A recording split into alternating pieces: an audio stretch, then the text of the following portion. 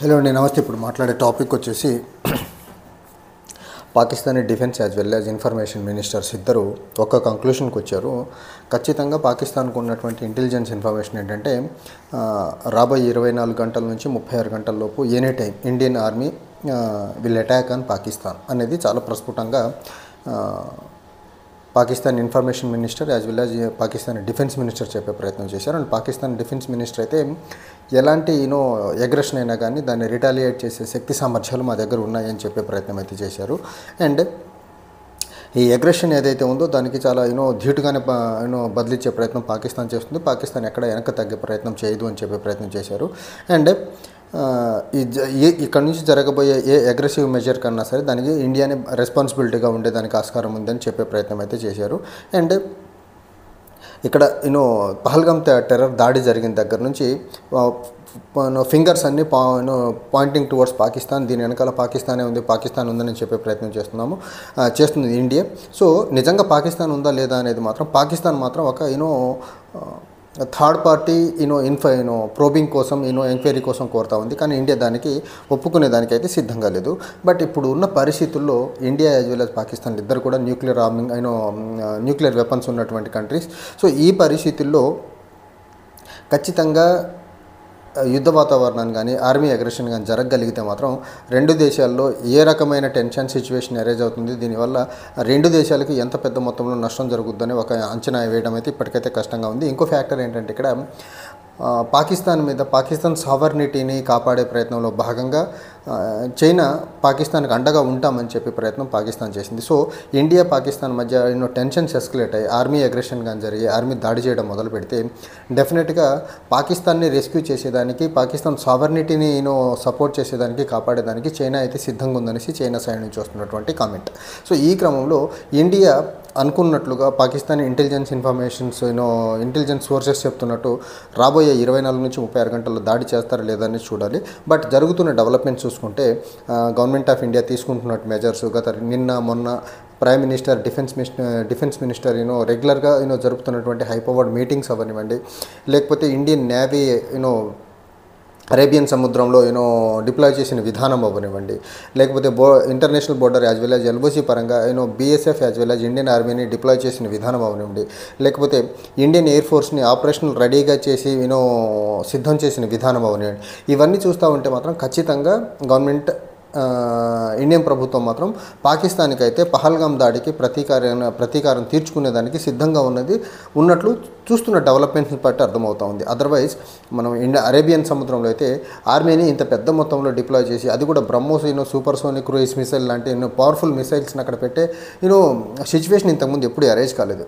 ఇప్పుడు వాటిని అక్కడ పెట్టారు అంటే ఖచ్చితంగా ఇండియా ఏదో something planning bigger against Pakistan to do justice for the Pahalgam terror victims అనేది మాత్రం చాలా ప్రస్ఫుటంగా నరేంద్ర మోదీ గారు time and again last Sunday conduct చేసినటువంటి మన్ కీ బాత్ ప్రోగ్రాంలో కూడా చెప్పింది ఏంటంటే పహల్గామ్ దాడిలో చనిపోయిన వాళ్ళకి న్యాయం జరుగుతుంది, పర్పట్రేటర్స్ని మాత్రం ఖచ్చితంగా పనిష్ చేస్తామనేసి మన్ కీ బాత్లో చెప్పారు. అండ్ బీహార్ ఎన్నికల ర్యాలీలో కూడా ప్రైమ్ మినిస్టర్ చెప్పినటువంటి మాట, ఈ దాడి వెనకాతలు ఎవరున్నారో వాళ్ళని ఐడెంటిఫై చేస్తాం, వాళ్ళని ట్రాక్ చేస్తాం, and we will neutralise them అని చెప్పే ప్రయత్నం చేశారు. వాళ్ళని ఉగ్రవాదులనే కాదు, ఉగ్రవాదులు వెనక ఎవరున్నా కానీ వాళ్ళని కూడా వదిలే ప్రసక్తి లేదని చెప్పే ప్రయత్నం అయితే నరేంద్ర మోదీ చేసే ప్రయత్నం చేశారు.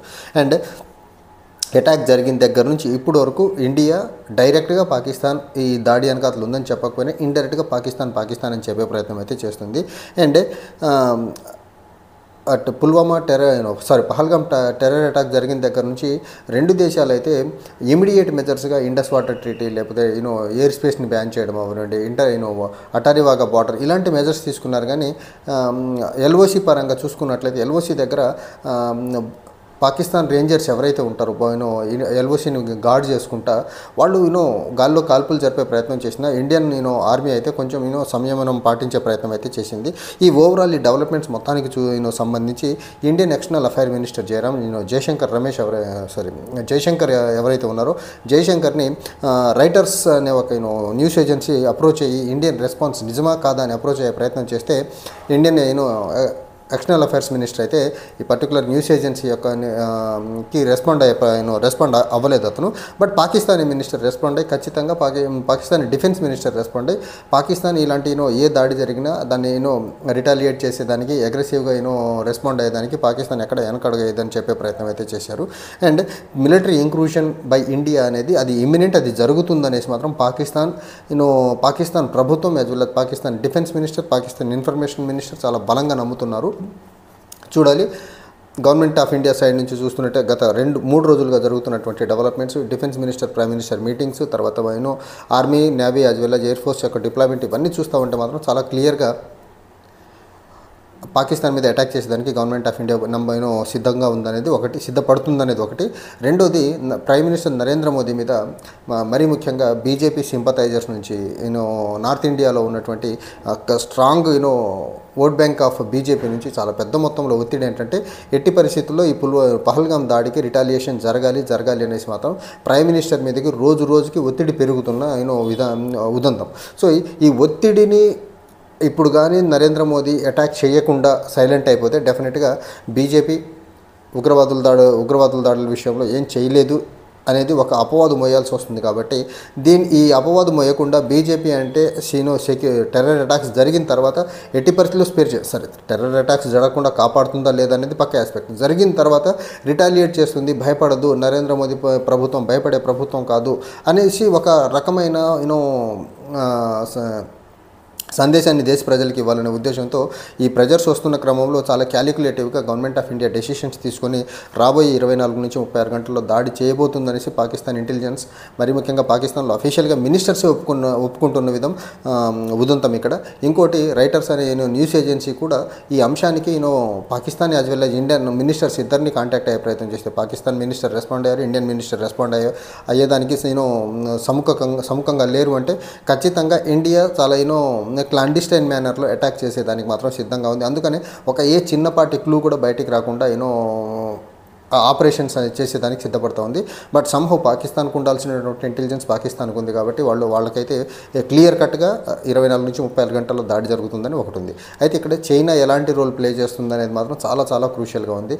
రెండు దేశాల మధ్య, ఇండియా పాకిస్తాన్ మధ్య టెన్షన్స్ ఎస్కలేట్ అయిన తర్వాత చైనా చెప్పినట్లు పాకిస్తాన్ యొక్క సావర్నిటీని కాపాడేదానికి మేము పాకిస్తాన్ని సపోర్ట్ చేస్తామని చైనా చెప్పిన మాటలు ఏవైతే ఉన్నాయో, ఈ పర్టికులర్ స్టేట్మెంట్ ఏదైతే ఉందో అది కొంచెం సస్పీషియస్గా, డౌట్ఫుల్గా ఉంది. సో ఏ రకంగా సపోర్ట్ చేస్తుంది? డైరెక్ట్గా పాకిస్తాన్ తరఫున యుద్ధానికి దిగుతుందా, లేకపోతే ఇండియాని ఇంకో రకంగా ఇబ్బంది పెట్టే ప్రయత్నం చేస్తుందా అనేది మనకు ఇప్పటికీ అర్థం కాని. బట్ ఒకటి, ఇప్పటివరకు టెర్రరిస్టులు ఇండియా సెక్యూరిటీ ఏజెన్సీస్కి దొరకకుండా వాళ్ళు జమ్మూ కాశ్మీర్లో తిరుగుతున్నప్పటికీ ఏజెన్సీస్ పట్టుకోపోయేదానికి వన్ ఆఫ్ ద రీజన్ ఏంటి అంటే వాళ్ళు చైనీస్ టెక్నాలజీని వాడారు, చైనీస్ యాప్ని వాడారు, చైనీస్కి సంబంధించినటువంటి మొబైల్ టెక్నాలజీని ఎక్కువ వాడటం వల్ల అవి ట్రాక్ చేసేదానికి గవర్నమెంట్ ఆఫ్ ఇండియాకి సంబంధించినటువంటి అఫీషియల్స్కి, మరి ముఖ్యంగా సెక్యూరిటీ ఫోర్సెస్కి అయితే అంతు చిక్కని అంశం. సో చైనా కొంచెం టెక్నాలజీ పరంగా, మరి ముఖ్యంగా apps as well as telephone technology పరంగా కొంతవరకు ఈ టెర్రర్ గ్రూప్స్ని సపోర్ట్ చేస్తుందనేసి మాత్రం చాలా క్లియర్గా అర్థమవుతుంది. చూడాలి, టెన్షన్స్ ఎస్కలేట్ అయ్యి ఇండియా దాడి చేస్తే చైనా యొక్క రెస్పాన్స్ ఎలా ఉంటుంది అనేది మాత్రం ఒకటి వెయిట్ చేయాల్సిన అంశం. బట్ గవర్నమెంట్ ఆఫ్ ఇండియా మాత్రం చాలా క్లియర్గా ఫిక్స్ అయ్యింది 24 నుంచి 36 అవర్స్ లోపు పాకిస్తాన్ మీద ఎట్టి పరిస్థితుల్లో మిలిటరీ యాక్షన్ చేసేదానికి. Thank you.